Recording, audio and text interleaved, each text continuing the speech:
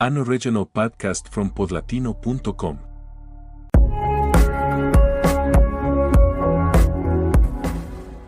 When I think of musicals that pushed boundaries in the last decade, few match the shock and success of the Book of Mormon. Opening on Broadway in 2011, this satirical juggernaut came from Trey and Matt Stone, the creators of South Park, and Robert Lopez, co-creator of Avenue Q and later Frozen. Together they delivered a musical that was profane, hilarious, and surprisingly heartfelt, mocking organized religion while celebrating faith's ability to inspire hope. It became one of Broadway's most lucrative shows, proving that satire could sell tickets by the millions. The origins of the musical stretch back to the early 2000s. Parker and Stone, famous for skewering sacred cows on television, wanted to create a musical in the spirit of classics they admired. Like The Sound of Music and The King and I, they teamed with Robert Lopez, whose success with puppets and satire in Avenue Q made him a perfect collaborator.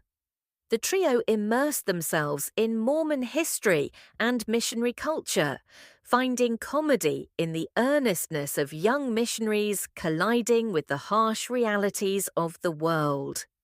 The story follows two young Mormon missionaries, Elder Price and Elder Cunningham, sent to a remote village in Uganda. Price is ambitious, dreaming of serving in glamorous locations like Orlando. Cunningham is insecure, awkward, and prone to fabricating stories. When they arrive in Uganda, they encounter poverty, AIDS, warlords, and villagers skeptical of religion. Price's faith is shaken, while Cunningham invents wild tales blending Mormon scripture with pop culture references to win converts. The villagers respond not to doctrine, but to the emotional need for hope. The humor is biting, often offensive by design. Songs like Hassa Diga Abawai parody The Lion King while delivering shocking profanity. All-American Prophet lampoons Mormon history with cheerful absurdity. Spooky Mormon Hell Dream visualizes guilt with dancing devils, coffee cups, and Adolf Hitler in sequins. Yet amidst the irreverence, there are moments of sincerity. I believe becomes Elder Price's declaration of faith, both ridiculous and moving. The finale suggests that belief, even if imperfect or invented, can bring comfort and community. The Broadway production, directed by Casey Nicholaw and Trey Parker, leaned into traditional musical theatre tropes while undercutting them with satire. The choreography referenced Golden Age musicals, while the set design evoked both Mormon iconography and African villages. This clash of spectacle and parody reinforced the show's comedy. Critical reception was ecstatic.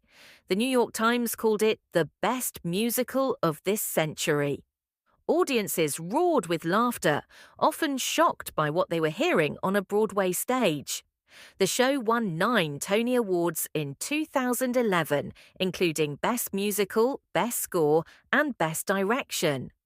The cast recording won a Grammy and became a bestseller. Tickets were nearly impossible to get in the early years, and the show consistently grossed over $1 million weekly. Financially, the Book of Mormon became one of Broadway's greatest success stories. Its producers, including Scott Rudin, built a marketing campaign around the irreverence. Ads featured smiling missionaries with slogans like God's favorite musical. National tours and international productions spread its popularity worldwide, from London's West End to Australia. Culturally, the musical sparked debate. Some critics and audience members argued that its depiction of Africans leaned on stereotypes, reinforcing harmful caricatures. Others defended it as equal opportunity satire, mocking everyone from missionaries to warlords. The Mormon Church itself responded with surprising good humor, even buying ads in playbills that read, "You've seen the play, now read the book." What made the musical resonate was not just its shock value, but its craft. Parker, Stone, and Lopez understood musical theatre deeply, writing songs that honoured Broadway tradition even as they lampooned it. The show balanced parody with genuine affection for the form, creating numbers that could stand alongside classics in their construction. Audiences left not only laughing but humming the tunes. The legacy of the Book of Mormon lies in its audacity and success. It showed that Broadway could embrace satire as blockbuster entertainment. It proved that musicals could be outrageous and still deliver sincerity. It also highlighted Broadway's appetite for shows that connect with younger, less traditional audiences. Looking back, the Book of Mormon is more than a comedy. It is a cultural event that captured the contradictions of faith, belief, and theatre. It mocked religion but acknowledged humanity's need for meaning. It shocked audiences but sent them home uplifted. It is both irreverent and oddly reverent, a strange paradox that continues to define its appeal. When I think of the Book of Mormon, I think of audiences gasping at profanity before bursting into laughter, of missionaries dancing with boundless enthusiasm, of songs that ridicule and celebrate at once. I think of a show that became both scandalous and beloved, one of the most successful musicals of its era. The Book of Mormon is not just satire. It is proof that Broadway can laugh at itself and still deliver joy,